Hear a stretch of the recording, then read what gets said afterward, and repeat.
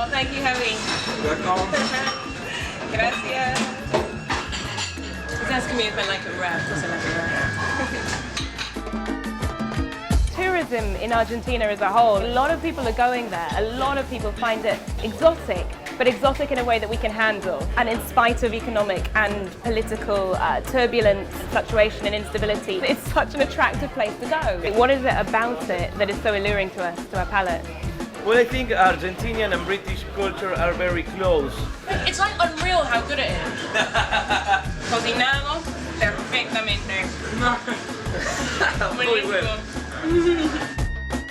I got slung out of school for this. It wouldn't. I don't know if it would happen now. It's interesting. It's funny, it's called a bump. It's like a cute name for it. But my experience of the drug trade is that it is a horrifically brutal cartel war. Thousands of people die, and we don't even know about it. It's not reported because it doesn't affect us. Now to southeastern Africa, where it's my very first time here in Mozambique. So this place is called Inhambane. It's known locally as Terra da Boa Gente, which means land of the good people. Okay. It's also land of good music, good dance. Yeah, there are probably some good baskets. Not always such good weather though, but that is not why I'm here. As early as the 11th century, this bay has served as a port for one of Inhambane's most important commodities.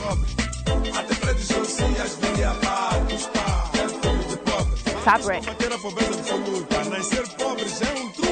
And through Portuguese colonial influence, waves of Arabic and Indian immigration, and of course the slave trade, I reckon this is a pretty perfect place to start exploring the richness of the African textile industry. A severe storm sweeping across Bangladesh has killed at least 24 people and injured dozens more. Often dubbed the largest gay pride event in the Muslim world, the atmosphere on the streets of Istanbul took a turn after Turkish police fired a water cannon to disperse crowds gathered for the city's annual Pride Parade. We thought that this was over as a problem, as an issue. There's been a conscious effort to eliminate institutionalised racism in fashion. The black issue of Italian Vogue was one example when they used only ethnic models throughout the publication. But it was almost like, okay, we've done it now, we can take that box. And if you look at the most recent New York Fashion Week, 82% of the models were white and the rest were non-white. That's all ethnicities. And I think it's really shocking, like it's incredibly shocking. Does it work?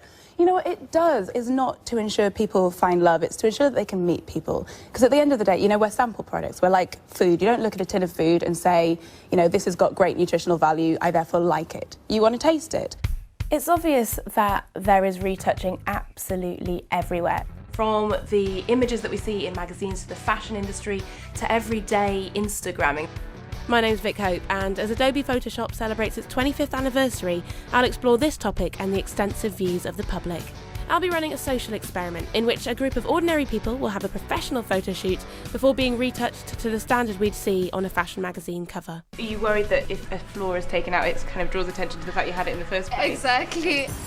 I'm here at the Islington Arts Factory for Francis Angol's Movement Angol.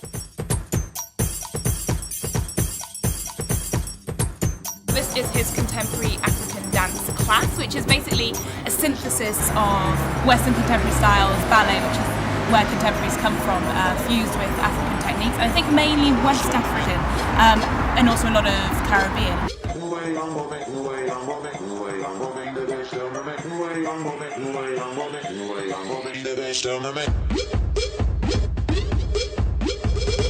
The mould is not something we're out of control of. It was built by the fashion industry, which was put in place by the people. And in the same way that they can make the mould, it's also attitudes that can break the mould.